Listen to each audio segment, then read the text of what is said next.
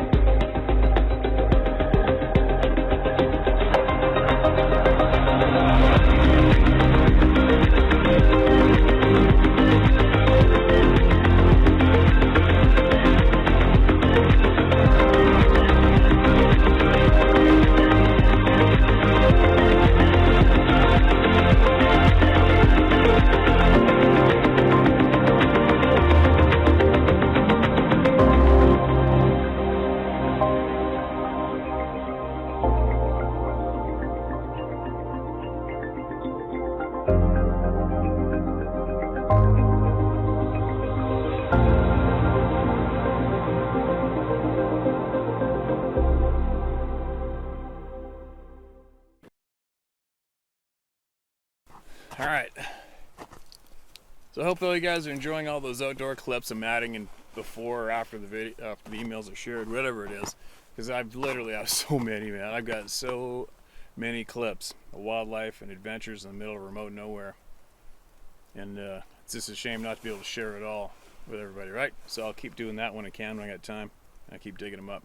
Because as I'm doing more homework, as we're trying to upgrade all the content for all our hunting and angling apps, I come across all these files, and they're just, some of them are pretty cool. I'm like, oh man, I gotta share that. So that's what I've been doing. I'm still dry, so I'm gonna keep going out here. I don't want to go home yet.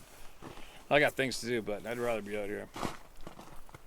Hey Steve, you can use my name. I'm Michael Cole. Thanks for giving people who have had experiences with these beings a place to talk about it. My experience happened about 10 years ago while I was still in high school. My buddy and I would sit in his backyard at night and watch the skies and listen to the coyotes in the wood across the farmer's field. He lived on State Road, just out of town from Millington, Michigan. One summer night, we were sitting in some plastic chairs at the edge of the field. The forest was about 100 meters away, straight across the field. Roughly 1 a.m., we heard a high-pitched screeching and a loud roar-like sound that I still can't compare to anything. It sounded like the roar was chasing the screech/scream. We could hear them snapping branches as they went and could hear the footfalls. They passed through hundreds of meters of thick forest and through another field behind that patch of woods in seconds. We were both on our feet instantly and almost ran into the house, but we decided that it sounded like whatever it was gone, so we went back to BSing quietly about what we had heard. 2 hours later, we heard the exact same interaction, but they were coming back from the way they had gone earlier. This time we heard the footsteps come out into the empty field, and when we heard that, we bolted inside. Now, knowing what I know, and what I've learned from other people's experiences, I think maybe this is a territorial dispute between juveniles, or maybe a father and a son. I'd like to know what you think, and thanks again. All right, man. Thanks, Michael. Appreciate that. Hold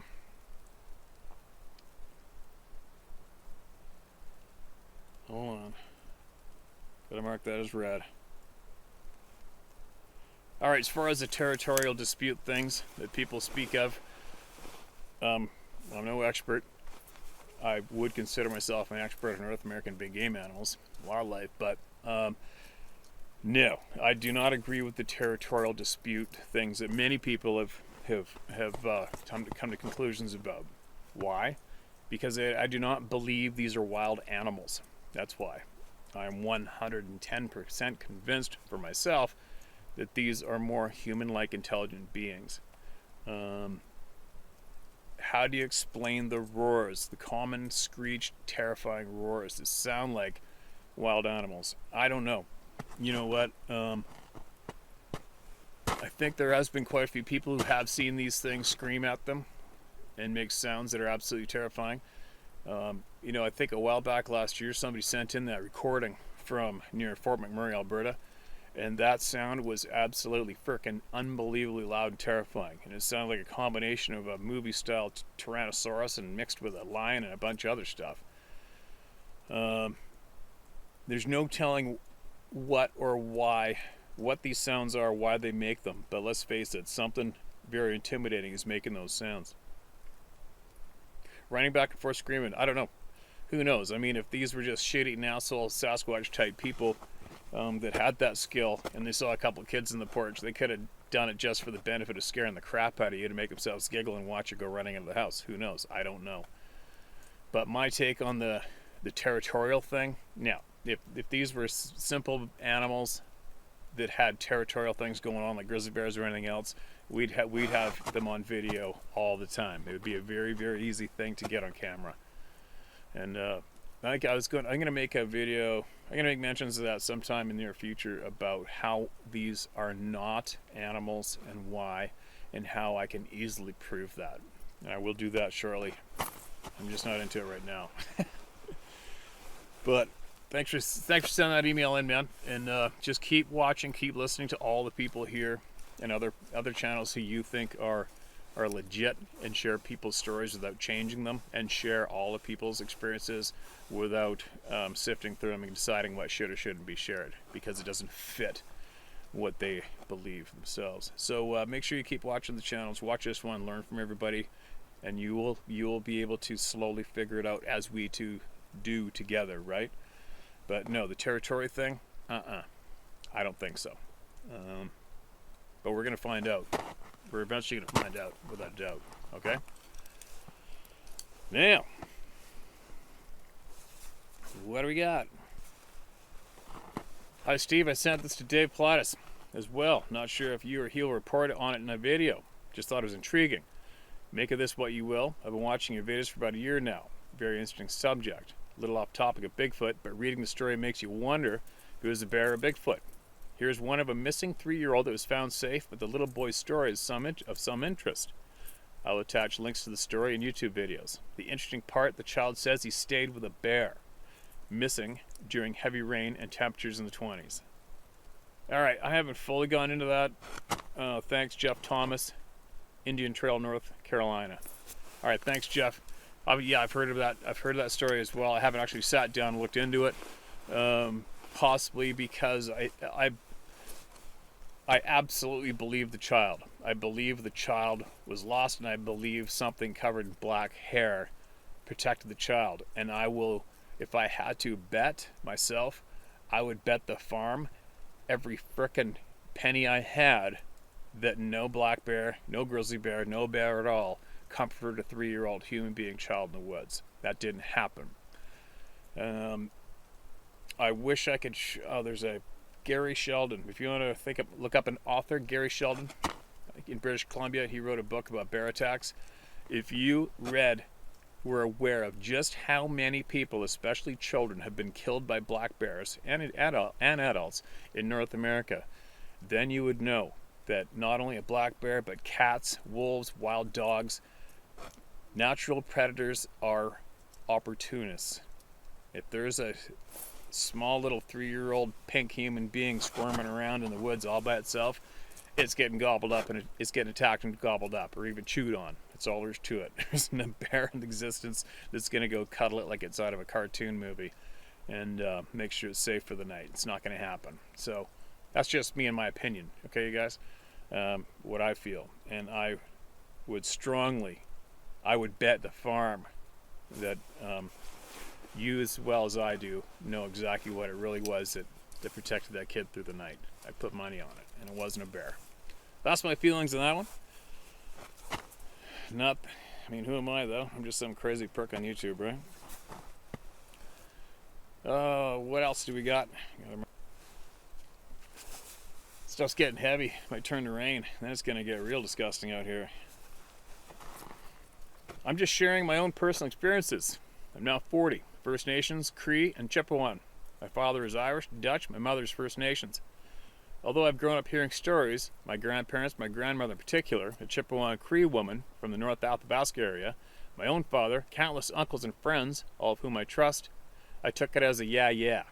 The Weetago, as she called them, hairy people, will take you, she warned, women and children. First time.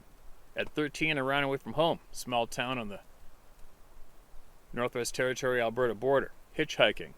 Yeah, I'm adventurous to say the least. This was in the early 90s. I made it to High Level, which is in Alberta. Stayed 2 days. Then one afternoon, ventured out towards the Peace River. I got a ride to a reservation beside the highway. From there, I began to walk. It was early evening, summer.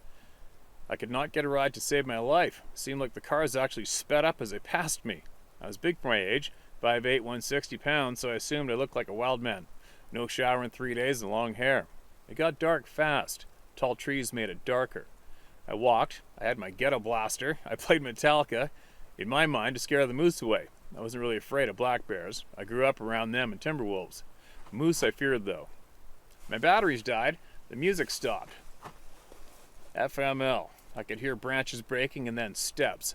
Footsteps. Unmistakable, one after the other. I tried telling myself it was a bear, no biggie. I stopped, it stopped. Cars drive on by. I tried to flag them down, but I probably wouldn't have stopped for me either. In the middle of the Keg River, and Manning, Alberta is nothing. I was flanked for nearly 2 hours. Oh, that would suck.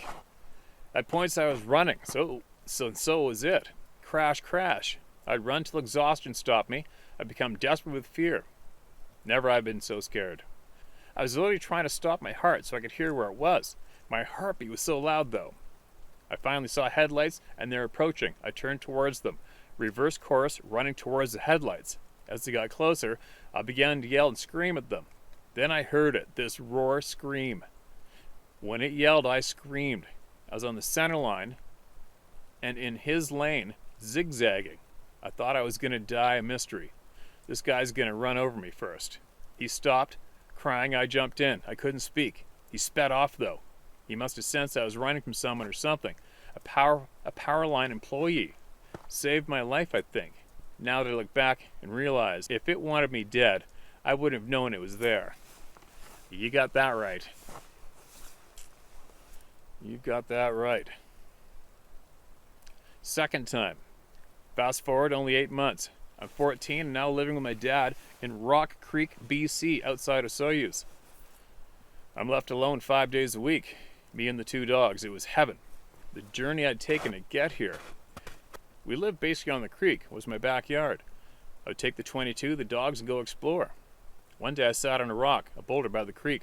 The dogs were at the house. I looked at them laying by the door, which was wide open. Our next neighbor was 2 kilometers away, and she was hot. Ha ha. Anyways, I sat watching up and down the creek. Then I saw a movement. A big black bear, but it was skinny, walking oddly. I've been taught those bears are dangerous, desperate. I looked at the dogs. They were gone. I listened for them. Nothing. I looked back at the bear to keep eyes on. No rifle with me. The house is maybe 40 steps away. 15 running. LOL. The bear came from the bush towards the creek. Then it stood up and walked across the creek in about 4 steps. I crossed there. It's the shallowest spot for kilometers. It takes me 20 or so steps. About 2 steps in, I stood up. I felt no fear, only awe, marvel. When I stood up, we locked eyes for a second. It felt like an hour. It turned away and kept on walking, just like Patty, only not so broad-built. I'd say like Michael Jordan. I watched it cross and continue in the brush for 30 seconds maybe, still on 2 legs. Here's where it gets weird. I blocked out when it stood up on 2 legs for nearly 15 years. Then in a dream or nightmare, depending on perspective, I relived it, and each time I share, I recall more details. I saw its face clearly. It saw mine. Third time, in the Northwest Territories, the gateway to the WBNP, Wood Buffalo National Park. In my late 20s, I was working in corrections there and was an accomplished MMA fighter. I oozed aggression. That's important to the story. One day I was overlooking the Slave River, standing high on a bank, maybe half kilometer away from the river, on a U-shaped ridge. I was at the far point. You could drive to it. I often did. I go out there to shadow box and occasionally kick trees, conditions the shins. Muay Thai. I stood there, and behind me, maybe 50 feet away, I heard this, and I should say more, I felt this sound, a monkey-like whoop, only with lots of bass. It rattled my insides, shook my eyeballs. Truly, I felt the fear like I felt when I was screamed at all those years ago. And I kid you not, Steve, I effing flew there with zero thought. And I kid you not, Steve, I effing flew. There was zero thought. It was all purpose-driven movements, muscle reaction. Straight for my car, I dodged trees and hurdled the fallen ones. I recall flying over the hood, and with no wasted movement, I was in my car and speeding through what's basically a quad trail, or at the least a truck. I had a AWD Mitsubishi. I was moving, brother, terrified, nauseous. It up and sucked. There's more, but I'm sure I bored you enough. I'll say this, though, I'm a Chippewan elder. I'll say this, though, from a Chippewan elder. Don't tree knock. That's how they tell you they see you or have. Knocking back tells them where you are exactly, if they don't know already. Broken trees that look like barriers are just that. Respect them. Trees snapped and left, sometimes point in direction you may go. But you're in their territory. It's like a fence. Intent. They feel your intent. Going looking to exploit them, you will never see them. If you approach with kindness and love and respect and humility, you'll be okay. Tree breaks, vocalizations are all ways of telling you to back off. Those that don't, we don't hear from again. Thank you for allowing me to release yet again, and I hope share some knowledge. Take it how you want. Those listening. Sincerely, Sunshine. All right, man. Thanks for that. Appreciate it big time. And in the future, if you want to touch bases back here again with everybody and share more knowledge or wisdom from your relatives, your family, your native community, I'd appreciate it myself greatly. There's nothing better when it comes to first-hand knowledge and direct factual knowledge and advice. All right, it's just very, very handy. It's very helpful, and it enables this community to grow and be stronger, and more people to obtain knowledge and courage and be safe. Right? What a crazy ride this lifetime is, man. I'd probably say that 6 times a day. Well, it looks like I'm wet, but I'm still warm and dry inside. I'm gonna stay out here and do some more. Oh, foggy glasses, perfect. I hate glasses. God, I hate glasses. They're just a pain in the frickin' ass. I only wear them for reading, that's it. Other than that, I can see no problem, especially hunting. Alright, what do we got?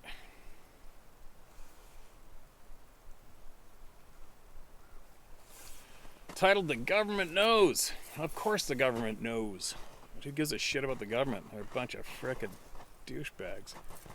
Hello, Steve. In a world where it is hard to find anyone that cares enough to do anything about helping people, it is refreshing to find someone who is humane enough to act. You're doing a great thing. Please keep it up. At least hopefully until the powers that be decide it is too dangerous to them or cost them too much money for you to continue and then try to close you down. They will try someday, and that's one of the things that I want to mention. I have reason to believe wholeheartedly that the government will try. I believe it would cost the government too much money to admit that what I call first beings exist.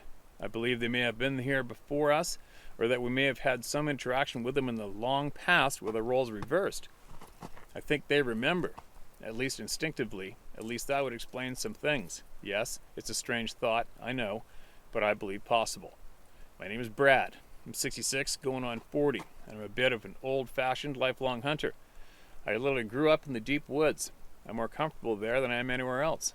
There's literally nothing more relaxing to me than being there, in an old-growth stand of timber, especially if my 14-year-old daughter's with me.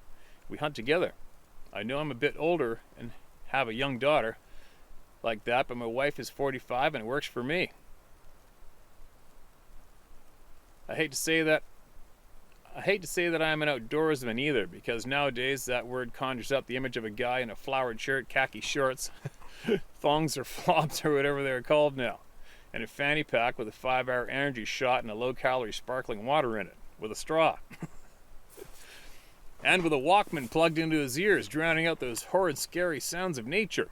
To me, taking a hike in the woods does not mean going on a walk in a 10-foot wide, 2-lane groomed trail with a $5 pay toilet every couple of hundred yards and a Starbucks at the beginning and at the end of the walk. To steal a quote from Star Trek, I am happiest when I go where no man has gone before. The stupid people that say there is no Sasquatch because we do not see them all the time or haven't captured or killed one yet have never gone to the top of a mountain and seen that vast, as far as the eye can see, trees and forests where no one has ever stepped foot before. Idiotic. Sorry, kind of passionate. Oh, I get it, man. I get it. I am a neighbor. I grew up in Sumas, Washington, just across the line from Abbotsford, BC. That was the early 60s. I remember the first year that we could look up north from Bellingham and see the new lights of Whistler's night sky. Of Whistler's night skiing. Actually, that would have been in Grouse Mountain, which is in view of you guys. Whistler's way too far away up in the mountains right here.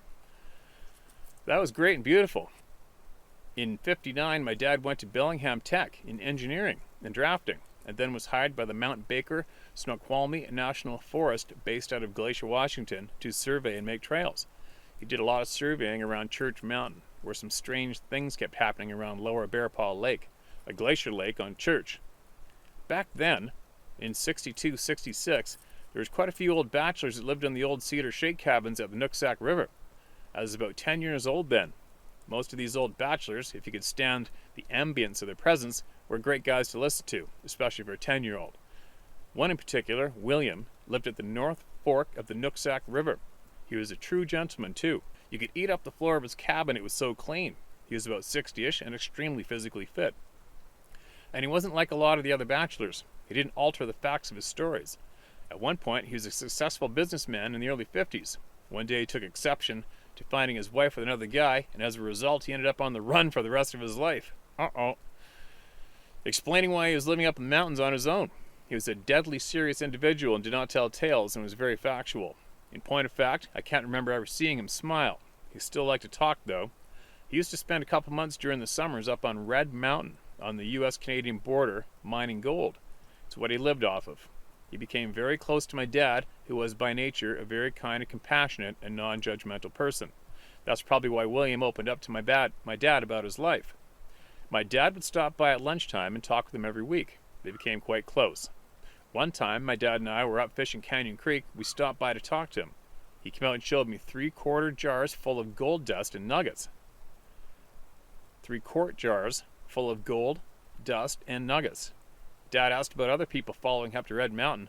William said that he didn't worry about that, not because of himself, even though he never went anywhere without a pistol and a rifle, but because of the wild men, plural. He said that they lived up on Red Mountain. He wasn't afraid of them because they kind of communicated with each other, not by thought, but more by emotion. Not by thought, but more by emotion. He felt them in their presence. He said it was like working around other people. Sometimes he would watch them, and sometimes they would watch him. They weren't threatening to them.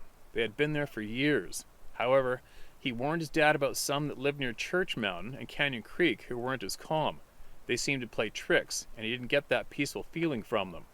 My dad was about to go back to Church Mountain and start surveying a new trail, so he asked his supervisor about it. His name was Swede. When they were at the ranger station, Swede told my dad to drop it until later. Once alone and going to the work location, Swede told Dad that he knew all about those beings as he did the government. But they had been termed a banned subject. They were not to speak of them, even in private, unless they wanted to get fired. Swede was a big man, and he was Swedish, 6'7" and 255 pounds. He always carried a big revolver and rifle. He said he was instructed by his bosses that if he could safely engage and terminate those beings, he was instructed to do so. So you see, the government has known about these first beings being around. I would imagine for at least 75 to 100 years, if not longer. I read a book once where Kit Carson, my idea of a real outdoorsman, ran into them, and that Daniel Boone was supposedly killed one. Words on a page, but if anyone back then knew of them, it makes sense that it would have been them. Steve, I do not believe the government will ever admit to them. They can't. Can you imagine those mass exoduses from the parks? It would cost the government billions of dollars in revenue. That's why I believe that David Paulides is getting stonewalled. They've been actively trying to destroy them for at least 7 years that I know of. They can't let acknowledgement of them get out. It's about money. A bunch of people couldn't have their congressional lattes otherwise. Short ending to a long ending below. Steve, you, David Paulides, Scott Carpenter, and I think Les Stroud is in there, are on track. Ballin' too, I think. I have tremendous respect for all of you.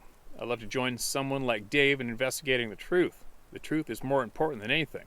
Yet we see so little of it today. Gorillas, monkeys are what? Within 1.5 to 2% of humans' genetic makeup? What if a being was 99.8% of a man's makeup? Not 100%, but close. What would that make them? Not a monkey or an ape, but just a slight off human being too. But a lot closer to human than ape.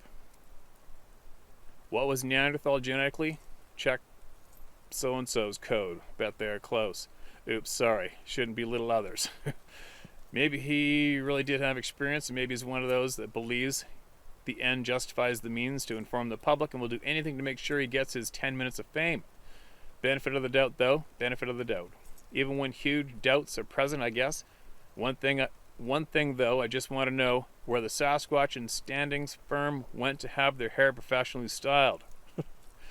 Sasquatch, so close to man, but a species within themselves? I really wouldn't wish being human genetically on... I really wouldn't wish being human genetically on anyone. Maybe we are the ones that are not quite their level. Maybe we are 99.44% of them. I don't think we understand genetics. Surely we blindly manipulate it, but we don't understand it totally at all. I personally don't believe that we are smart enough to know who we are completely, let alone another being, and definitely not wise enough to know how to use that knowledge. Just saying. Think of the way they, first beings, have been known to work together. They use military-style tactics, precision planning. I've listened to all of Dave's downloads and yours and Scott's, and more. In 411, the people that disappear, are they ever in the middle of anything? Even if they are not inside of each other, it is the ones on the perimeters, last in the line or farthest to the wings, edges, that gets taken. And I do believe they are taken. Maybe in underground homes? That's deliberate, that's planned. Extreme intelligence and reasoning power. What about those first beings that use decoy noise and action to flank someone, prelude to an attack? The first beings are thinkers, and many have compassion. That's not an animalistic quality. They have emotion. They play, they trick, they become happy. They think ahead and plan. They warn, and they get mad and angry. Then get over it. I'm not ready to call them human. They don't deserve that insult, but they definitely are not merely an animal by any stretch. Who says that we have to pick one or the other? There are new things coming to light every year. Why can't they just be themselves, their own spot in life, in the life chain? I think man has a need to be on the top, better than anything else, including better than each other. I've watched your hunting shows for a long time. They are great. You strive hard to be the best at what you do, all with ethics too. But there are a lot of people out there that are willing to remove that competition in order to be the best. Easy to be the best when no one is barking up your tailpipe. Man has to be one of the top of the food chain. But in nature, what if we are not? Sasquatch could bring all that into question if proven to the general public. I think that's why people fear this truth. It's possible that the truth about Sasquatch could diminish man's place at the top. Finally, on $1 Million Money Maker and his idiotic show, if you want to laugh, that is guaranteed. But I believe in being a stealth hunter. Spot and stalk gets you higher than anything. I love it. These first beings are smart. I couldn't catch a 1,000-pound sloth if I hunted the way these money-making idiots do it. It's utterly asinine. Sorry, I can't think of a better word. They do more damage to the honest interest of Sasquatch than all the anti-Sasquatch people combined. I wonder if that is their goal. To make it so ridiculous looking that it actually pushes those interested in the subject away. Weirder things have happened. I've never seen a first being, a Sasquatch, visually. I have a number of experiences where I bow hunt for elk in the Olympic Peninsula that still makes my heart streak when I think about them. I'll tell you later about them if you'd like to hear. I'm sorry about Mr. Macaroni. I always wanted to have a self-sufficient horse ranch. It never worked out, but I've never lost my love and appreciation for horses. They're so much more loyal than the vast majority of people. I had a friend that lived near Sequim in the Olympic Peninsula. He trailed to downed airplanes in the Olympic forest. He had a number of horses, including Blackjack, Jet Black, and Half Clydesdale, just short of 17 hands. We developed an affection for each other, and he never forgot me, or me him. He knew my voice and came in a dead run when I come to visit, even if it was several months in between. One of the most rewarding friendships I'd ever had. It hurt terribly when he passed. My heart goes out to you. However, Mr. Macaroni's memory is no doubt safe within you. Thank you, Steve, for allowing me to vent. I only wish that I could add something to your knowledge to help out. Hopefully I have. I also used to live in La Grande, Oregon, Union County, where the Blues and the Wallowa Wilderness meet. I had some hair-raising experiences there in the Wilderness Range and a couple close to the Wainuchi River on the Olympic Peninsula. Not sure if I really want to come face to face. However, I do think that I would like to put William's concept of mental, emotional, silent communication to the test someday. Someday when my daughter is not with me. I will add one last thing. My daughter, we are inseparable, and as much as I value nature and the woods, including hunting, there is nothing that will ever compare to having a child that desires to be part of your love of the wild wilderness. Thank you again, Steve, and Godspeed in all you do. Sincerely, Brad. Sorry if this is so long. I like to talk this way, too. My new weapon replacing my longbow. Boring elk to death. Okay, man. Thanks for that email. Appreciate it. And the government. You know what? I'm going to say this till I'm blue in the face and drive everybody nuts. Who gives a shit about the government? I do not give a shit about the government. It doesn't matter. You know? That's how they all got into power. The second, if you guys want to take the power away from them, don't give them any respect. Ignore them. Don't give them that power. Just take it away from them. Look at the people on this channel. You know, there's over 3 million people are hitting this channel a month on average and climbing daily. The knowledge is getting out there. It's spreading. Hopefully the message of not being scared is spreading just as fast, right? And people are getting up the courage to stand up and have a voice, look people in the eye, don't back down, don't be scared. The government, money. I think myself, obviously, power is the main evil on this planet. If the Sasquatch beings were publicly acknowledged by all the people in power around the planet, I have a funny feeling that a lot of religious control would crumble. Probably all of our history taught to us would be put into shambles. And that's what I firmly believe. And I think that would outweigh a lot more than just the almighty dollar to a specific government, possibly. Anyway, now I'm getting cold. I think I'm starting to feel some wet. So I better get my button gear and carry on and start getting organized and ready to go on my Vancouver Island adventure. Be safe, everyone.